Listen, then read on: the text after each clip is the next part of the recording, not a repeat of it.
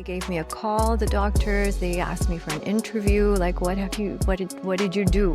And so we talked about the energies of the organ that was affected and what kind of emotions, and this is what we worked on. And she lived for about 10 more years since then, completely free of the cancer. And I remember that you held my hand, you closed your eyes, and I don't know what you did, but I could feel kind of a tingling from the back of my head towards the front of my head, and within seconds, the headache was gone. This was the first time something physical actually happened in such a stark, immediate way, which blew my mind. I was like, wow, what was that? That's awesome. And I was like, I don't know how to say this, but please bear with me.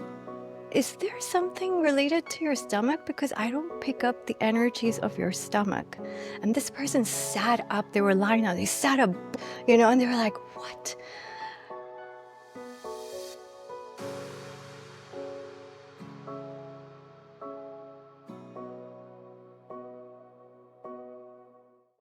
Hello.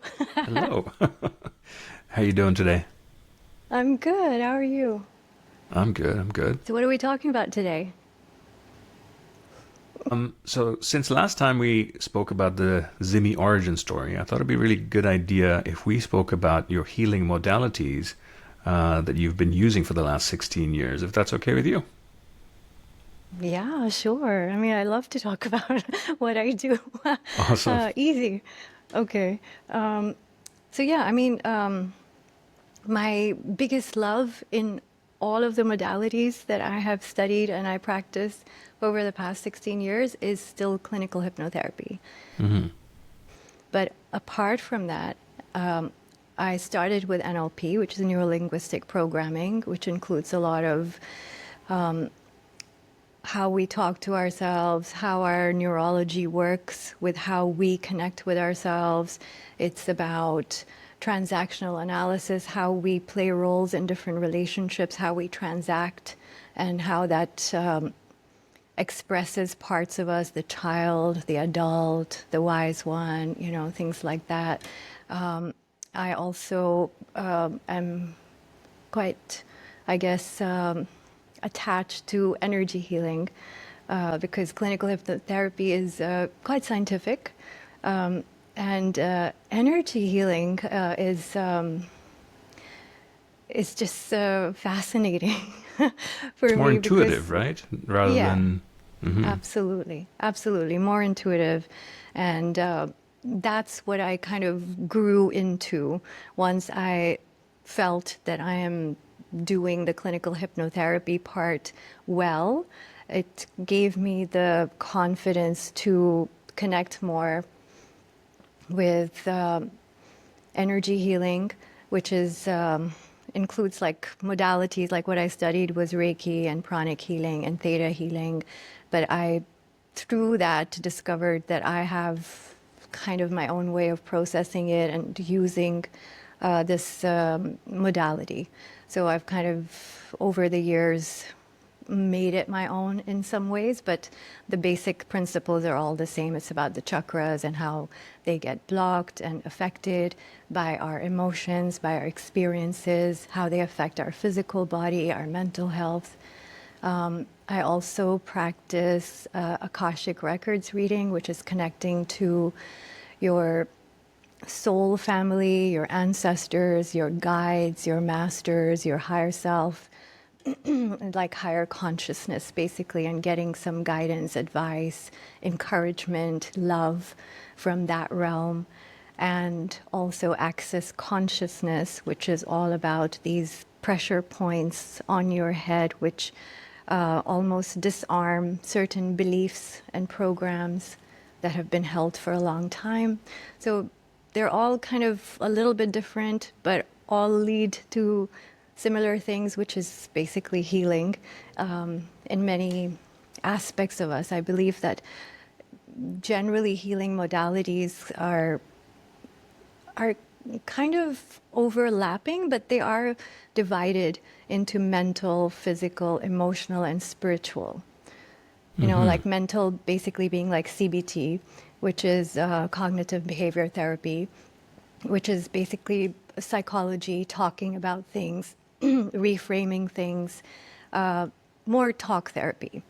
And things like DBT, which is dialectical behavior therapy, which is all about emotional regulation, understanding that two opposing ideas can be true at the same time.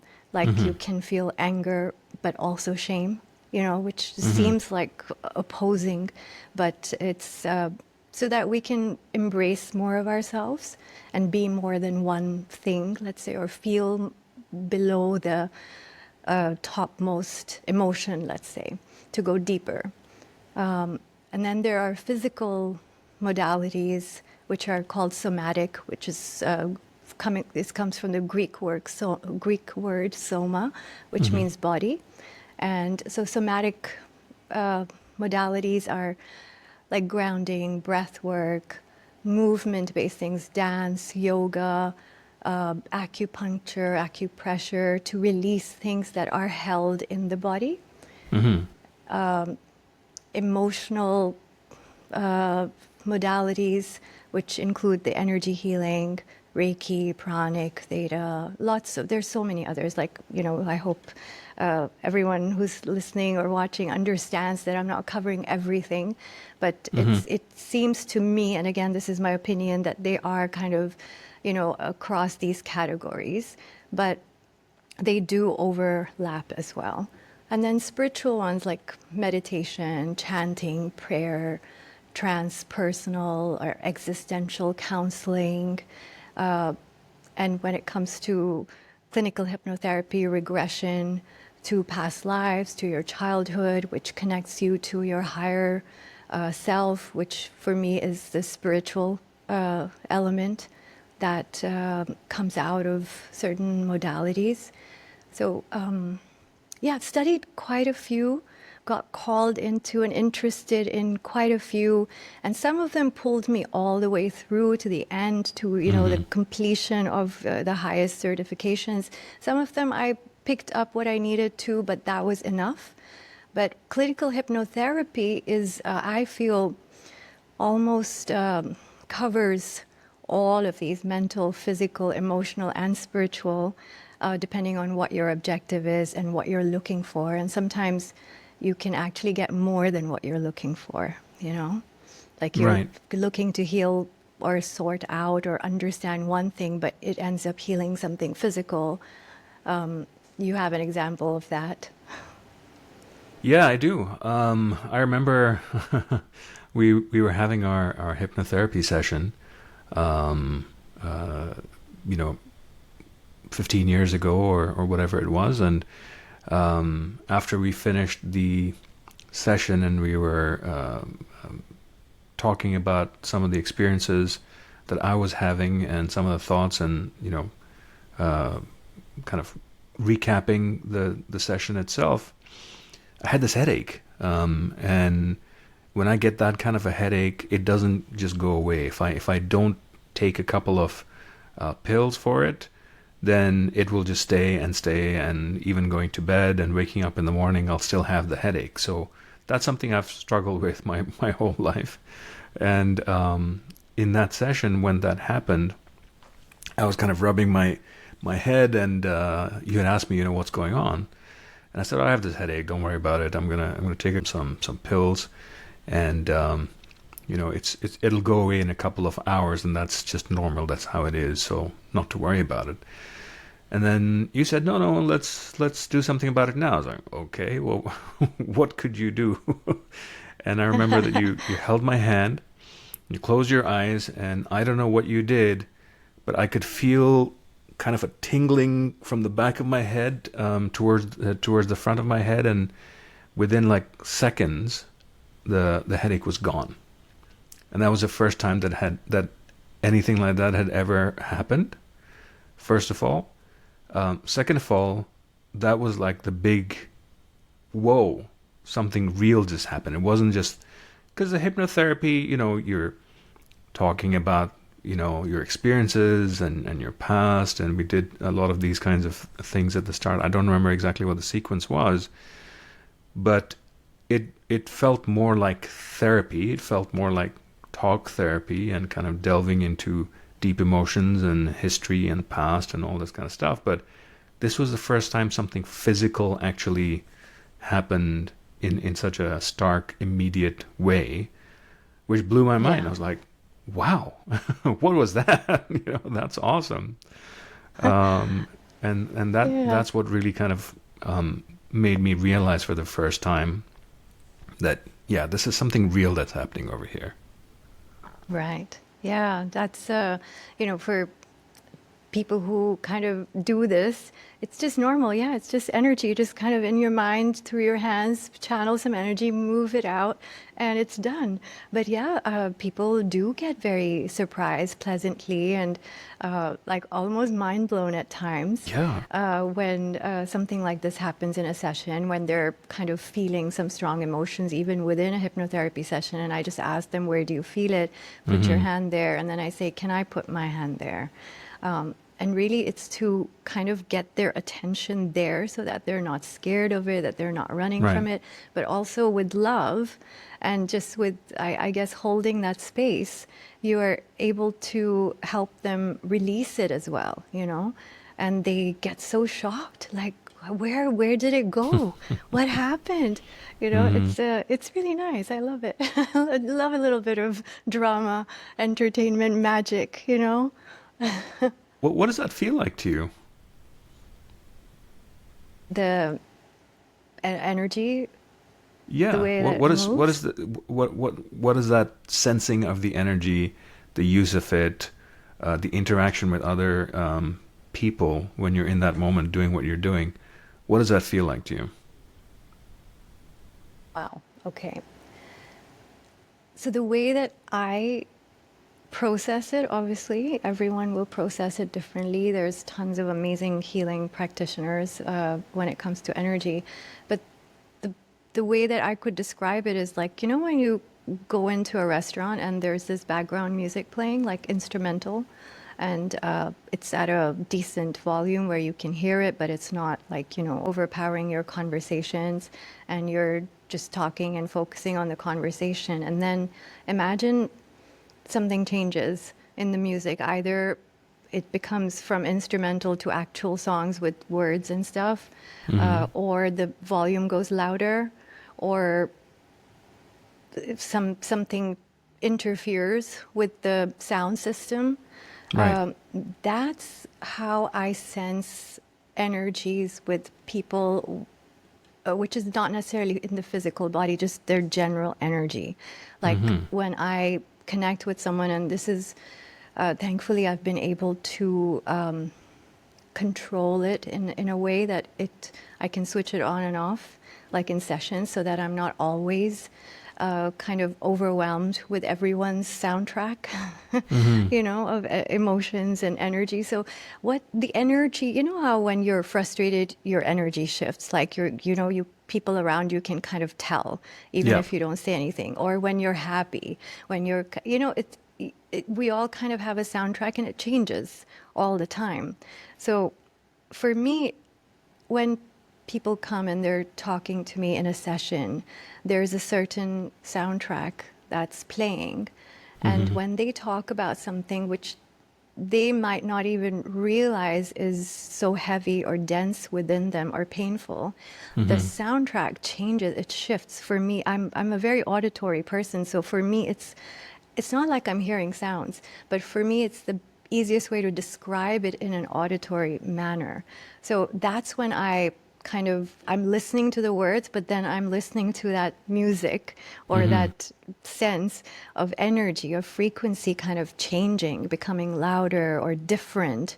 And that's when I say, hold on, can we go back to this? Can we talk about this? This feels important. Right. And we go a little deeper, and then it kind of all the rest of that music fades away, and it's just that comes like really strong.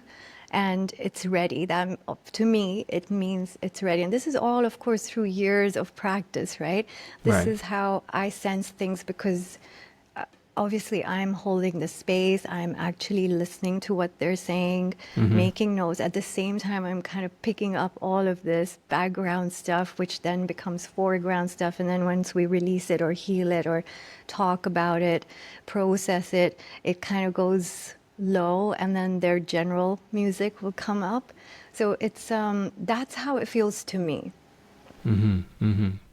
Is that something that you learned how to do, or is that a natural ability that you had that you kind of fine-tuned and made it stronger over the years while you were practicing this? Or where does it come from? Can other people learn to do this? I'm sure we all have it as children. Like, we're all born with this very sensitive, very kind of connecting to emotions, feelings, energy, rather than, words or whatever else the noise becomes later on as we grow up. I think we all have it. And I definitely kind of had it in my memory, like until I was about 6 or something. I did not know the difference between this real person in front of me versus what I now know as a spirit, like, from a different dimension. And I used to kind of talk to, let's say, you, and then I would talk to that person, and you would be like, what the hell? Like, who is she talking to? And this is how we have imaginary friends as kids. So I feel like we all have it. Perhaps it was just a little louder. Or in my case, I can't say, but I feel like we all have it. It's only when around that age of 6 or something, when people started like saying, like, who's she talking to? What's going on?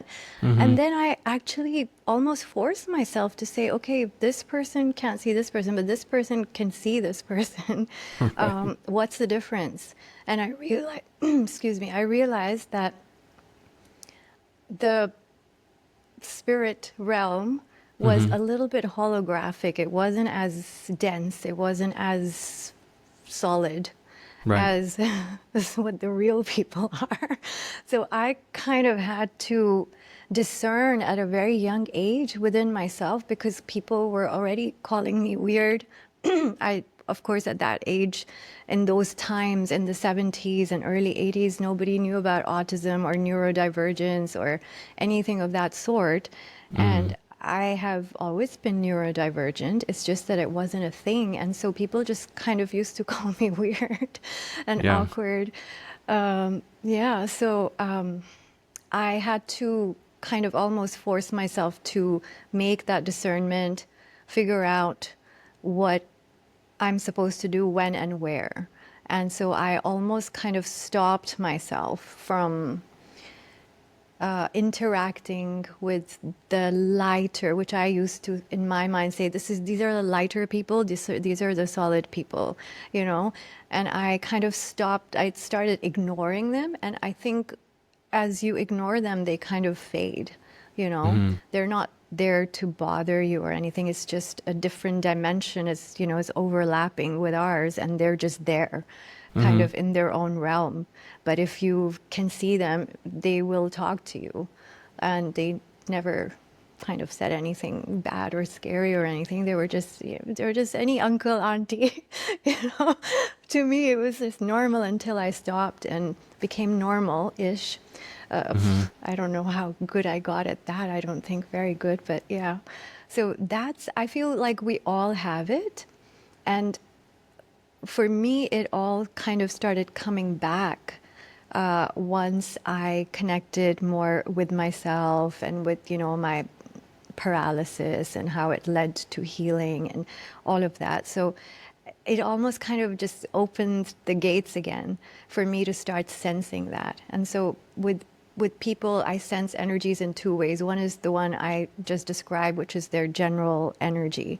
And then when I do a body scan, when I'm doing energy healing, it's it's like the body then has an orchestra that's playing, like all the different organs are the different musical instruments, let's say, and they're all creating this hum, or like, you know how the planets, like now that we have all this amazing James Webb and all of that, and they are now bringing us the sounds of Jupiter, the sounds Yeah. of, you know, Saturn. They have different sounds because of their frequencies. So I kind of pick up that there is an orchestra. Again, it's very similar, but when I kind of move my hand above a certain area, then some sound will just sound totally out of tune, like a violin, or, you know, those ting ting things, kind of going out of, you know, tune, like off beat. And then I will stop there, and then I will ask them, have you had any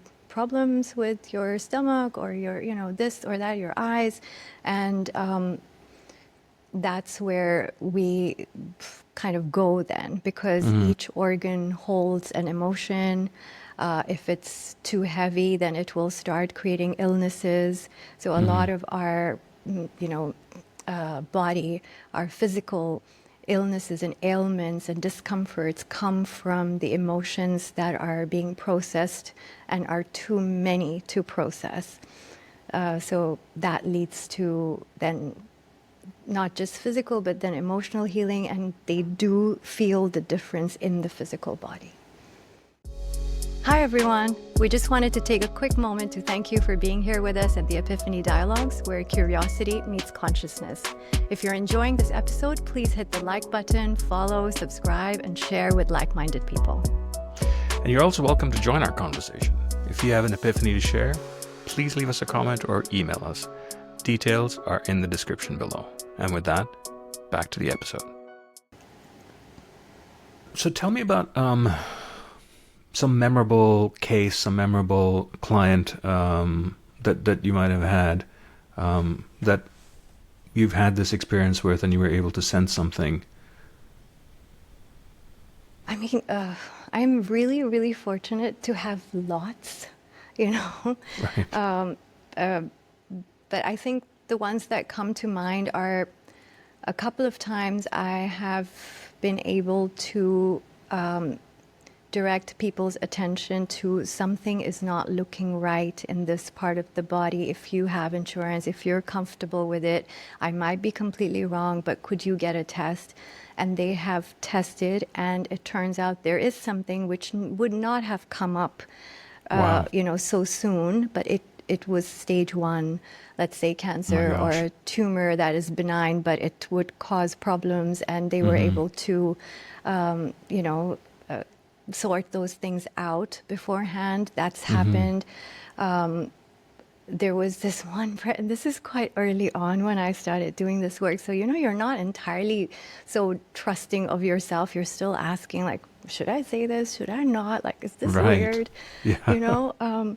And so this one person, I was scanning them, and they hadn't mentioned anything in relation to this, but I started scanning, and like I said, the organs have the different frequencies, different sounds.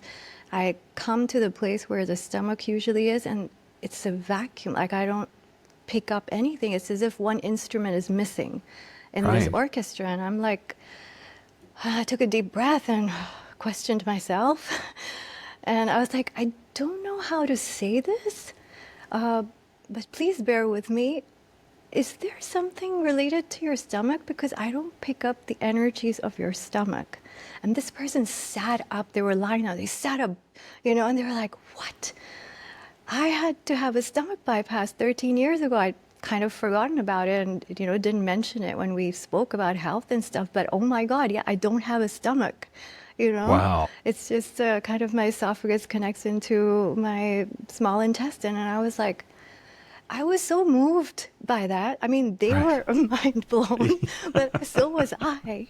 And I was so Yeah. grateful. I was like, no, thank you. That really helps me. You know, I'm learning Yeah. as we do this.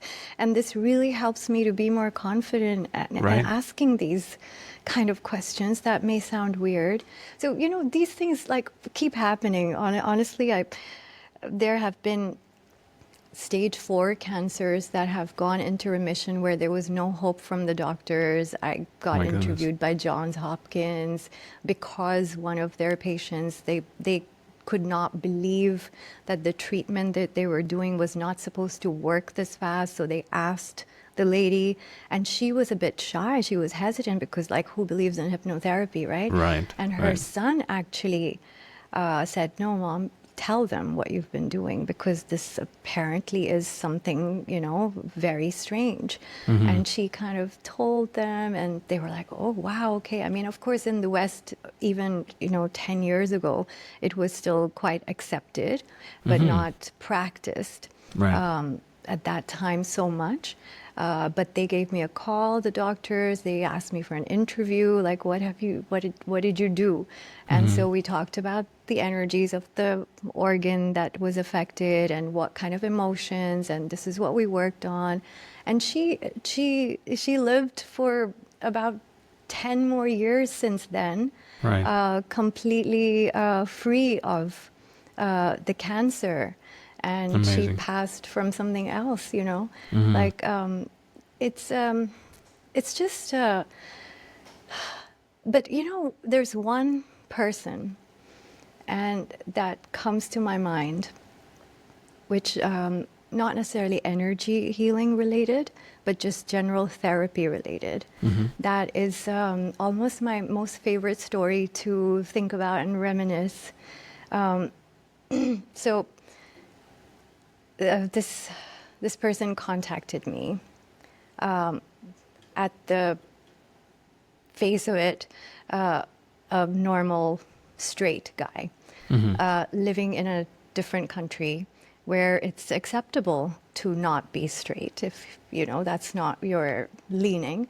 But because of some religious, some family, some community things, it was very difficult for him to admit that he's trans.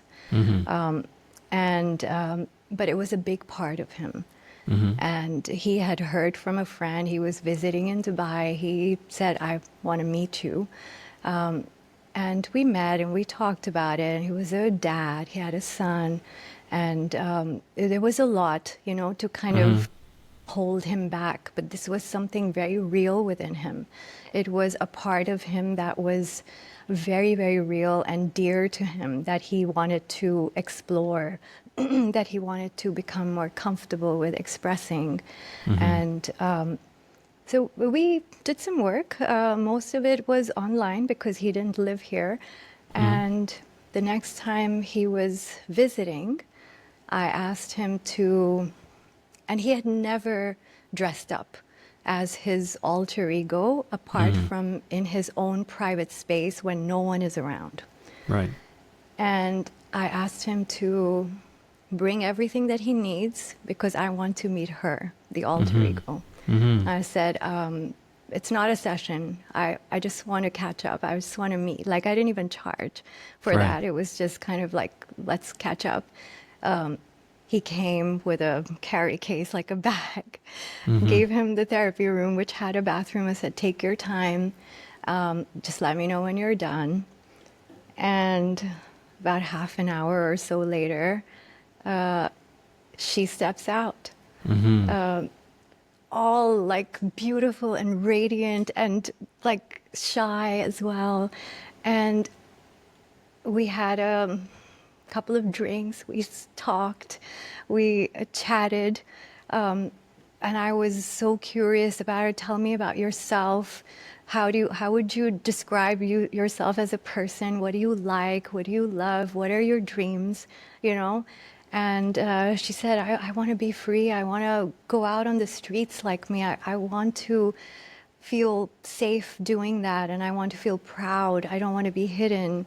And so from there, I mean, that was big enough for him, my client, Right, to be able right. to do that with one living person who Right. treated him and his alter ego, her, as a real person. And, Right. you know, I was also very proud of myself because I'd never had a such a personal, intimate interaction with a trans person before. Sure. And I was very proud as well that I was able to just put aside whatever my preconceptions were and to be just able to hold that space with love and let her shine. So he went away, and I would get updates from him that, oh, I went to Amsterdam and I dressed up as her and I had such a good time. I enjoyed it so much. And, you know, he started doing that. He started getting into communities where he could step out, be seen, Right. and, you know, connect with people in that way. And a few years ago, he sent me a message saying, I'm coming to Dubai. I would love to meet you. I just want to say that this has changed my life. I am so happy that Wow. if I just go now, I'll be completely fulfilled. And like, I'm so satisfied. It's just freed me. I'm living my best life and I'm more me. And 2 days before we had agreed to meet, I get a message from a friend of his saying that he passed away Oh my God. peacefully in the night. And because he spoke about me so much to this person that I don't even know, she decided to message me to let me know that he has passed away. And he was so happy. And he Wow. always spoke about you, so I thought you'd like to know. And I just sent her that message of his, and I said, if you feel, you know, that it's appropriate, please share it with his son or his family to know that he left very, very happy and fulfilled. And yet I still talk to him sometimes, and her. I do. Every once in a while when I think of them, I just send them a lot of love, and I'm so grateful that they came into my life and expanded my mind even more and gave me the opportunity to witness that. Yeah, absolutely. That's my favorite story. That's an amazing story. I think there's so many people that must be living on this planet that behave in a way that they think is appropriate for their environment, their culture, their religion, their families, and all this kind of stuff. And they're not living an authentic life.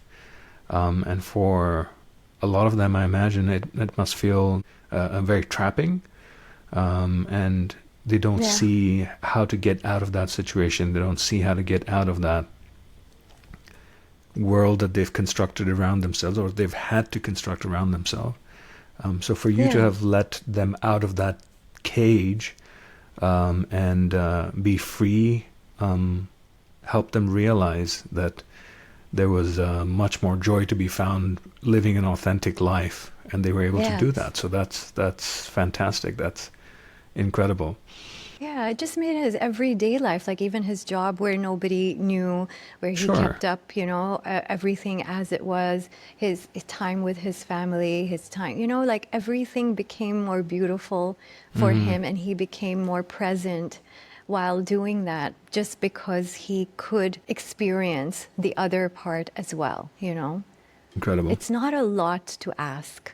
Like, you know, it's if it makes you a better, happier person, I wish that, everyone was kind of given that space to be authentically them, because, you know, us people who are weird and awkward and silly and crazy, I feel like as we have allowed more and more of that to just emerge, and like, you know, a lot of things about me, I just tell people, yeah, I'm neurodivergent, I'm a bit weird, it's cool, don't worry about it, you know. It kind of helps other people as well to kind of own it and say, yeah, fine, it's cool. Yeah. I can say from my own point of view that I've found that I have to behave in a certain way in certain situations and in front of certain groups of people. Like, I'm very different if I'm doing my professional work in my life compared to how I am with my family, compared to how I am with my friends, compared to how I am with people back home that have a certain expectation because of, you know, my family or whatever. And it's very difficult to just be one authentic person that presents themselves to the whole world in exactly the same way. Sure. So you're one of the lucky ones, Zims, that you just are who you are, and you don't really you don't really have to think too hard about how to present yourself to the world, which is a gift. It is. I mean, yeah, definitely very lucky, but also quite intentional. Like as a therapist, I could have been more serious, more, let's say, Yeah. mature. But I keep my silliness with me. I keep my lightheartedness. I keep my humor.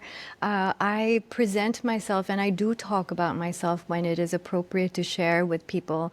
I don't just kind of make it a one-way street where I'm not gonna say Yeah. anything about myself.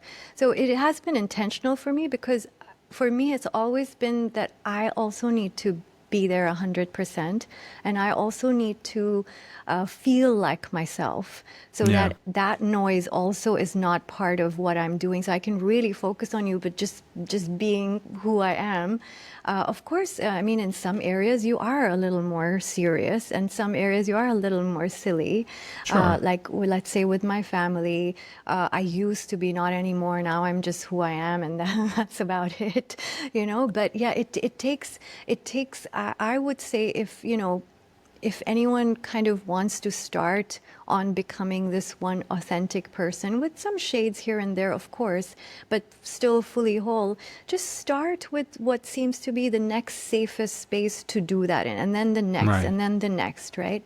That's my advice for people to just try it out. And, like, let's say some people are even not exactly who they really are, even with friends, so start with friends, see how that goes. I believe it's going to be even more fun and even deeper, Mm-hmm. and you'll kind of inspire others as well to bring their weird out, or whatever it might be. And Mm-hmm. then you'll feel more confident. Then you start with the next group and the next, like, yeah, now it's not even a thought. It's just who I am with slightly different variations where sometimes as a therapist, I still do have to kind of appear wise, so I bring that out and I put away the silliness for a while. But yeah, we have very light, playful, because we're working with inner children. You got to be playful when you want to heal inner children. You can't be this serious, stern, emotionless therapist to be able to do that and just keep asking people, and how are you feeling about this and what's coming up for you. I cannot be that. And Right. I'm sure it works for some people. I'm sure it works really, really well, no offense. But I would suggest that people be more of who they are. It's Yeah. more liberating, it's more authentic. Absolutely. Have you ever had clients that you met for the first time and something didn't resonate with you and them, and so you were not able to continue with them as a service provider, a therapist? Yes, I always do a consultation first. You don't jump into sessions when you're working with me. It's a consultation so that we can both decide how we feel about each other, about what has been said, how have you been heard, do you feel comfortable with continuing? And within that, it's an opportunity for both parties. If I don't feel comfortable with something, or if they don't feel comfortable with something. So I've had I've worked with almost 2,000 people by now. I've probably had perhaps two people who, after meeting me for the first time, have said they won't continue. One of them said, because we were just talking about this, one of them said I was too cool, too casual. And I said, no, that's cool. I totally understand that. And I will refer you. Like, I have enough, colleagues and peers that I would feel like would be a good match. And a couple of them, like, they didn't say anything, but they, for whatever reason, didn't continue. But I have, I think 3 people that come to mind right now, which I have met. And then I kind of very politely said to them, I don't think there's a click. I'm not sure if the modalities align or our personalities align, perhaps, but energetically, I'm not feeling like this will make us happy. Right. And we both need to be satisfied with the outcome. So if you want, I'll refer you. If not, I'm sure you'll find the right fit. Thank you so much. Right. And, you know, so yeah, it has happened. Yeah. And what's been the common theme, if anything? For the ones that didn't resonate? Yeah. Okay. There's no common theme. There's only been like 2, 3 people, but no common theme. It's just just didn't feel right. I couldn't foresee, like, because I almost kind of, when you know, are really in touch with energies, you see the potential of it as well. You see where it could potentially go to, and I couldn't sense it, that this is going anywhere. Interesting. It just didn't feel right, you know. Yeah, but that's important too, because for me, the work that I do is more than just to make money. Like, that's not the primary purpose. It's the secondary. It's important, but it's never been like, oh, I'll just work with these people in order to, you know, make some more money. Make a living, or, yeah, I mean, I have also at times told certain clients, okay, now let's take a break. I think we've done enough work. Now you got to go live it, process it, live it, see how it, because sometimes people do get very attached to the interaction. So when a client or potential client or someone walks in the door, you meet them for the first time, do you immediately get a kind of sense of what's going on with them, or does it take time for those energies to reveal themselves to you? Once we start talking, sometimes even before they get to it, I can sense it. But I also try not to read too much before it's ready to show itself, because some things are quite time bound as well. Like, they're meant to learn something through that time before they come to the healing or the realization or epiphany. Right. And so you have to honor their timing as well. So I've learned to not jump the gun. It's been hard for me because I am quite an impatient person. It's almost like when you kind of see, like, okay, that's a problem. That's how we fix it. Like, come on. I've had to, like, really honestly learn a lot of grace during this journey. A lot of grace, a lot of honoring people's timings, a lot of patience. And to learn how to approach the same thing. Like, sometimes things keep going on, and you're just like, oh my God, like, dude, let's do this, you know, like, that's what's meant to be done. Are you ready? And I've had to approach the same thing in various ways, just to kind of keep them there, aware of it, building up their readiness, let's say, or coming to that time, so that by then they are armed with everything that they need in order to transcend it. So it's been very humbling. And an amazing learning process. Yes.